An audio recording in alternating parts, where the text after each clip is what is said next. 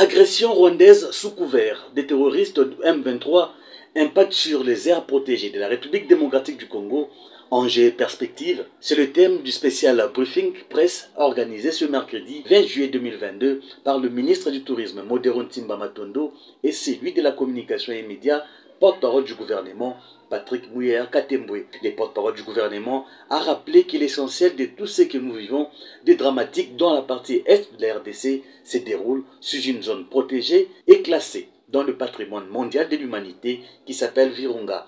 Rien que dans mon secteur, nous perdons suite à cette guerre en termes d'abord d'emploi, parce que là, il y a la fermeture du chantier de Rwanguba, où ensemble avec notre partenaire, nous étions dans un projet de construction d'une centrale de 28 MW. Je vous parle bientôt de l'arrêt ou presque de la centrale de Louviro, qui est déjà terminée, mais il fallait maintenant se lancer dans la distribution. Nous avons une autre centrale à l'arrêt de Mutuanga. L'ensemble de ces chantiers pour développer les projets touristiques dans la zone est quantifié à plus de 70 millions de dollars.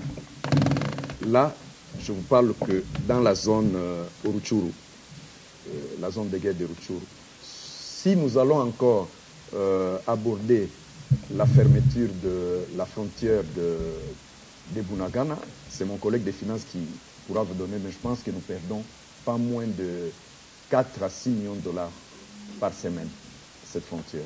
Modéron Timba, quant à lui, a insisté sur le fait qu'à cause de cette guerre, le pays a perdu une famille de gorilles. Nous entendons beaucoup de Congolais dire, parce qu'aujourd'hui il est établi, Madame Bintou ne l'a pas dit de manière claire, mais le 29 juin, elle a démontré que c'est une armée qui opère. Pourquoi on ne les dénonce pas? Parce que lorsqu'on dénonce, il y a des conséquences.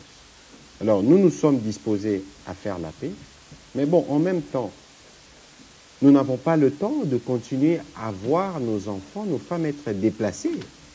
Chaque jour qui passe, nous payons de coups en vies humaines. Et nous, nous ne devrons pas continuellement rester les bras croisés et dire, bon voilà, le bon Dieu viendra nous sauver. Non. Dans la dynamique dans laquelle nous sommes, nous pensons que la communauté internationale peut faire davantage. Parce que la MONUSCO, il faut comparer la MONUSCO d'aujourd'hui, les capacités opérationnelles qu'elle a, et la MONUSCO d'il y a 10 ans, à l'époque où les M23 étaient défaits.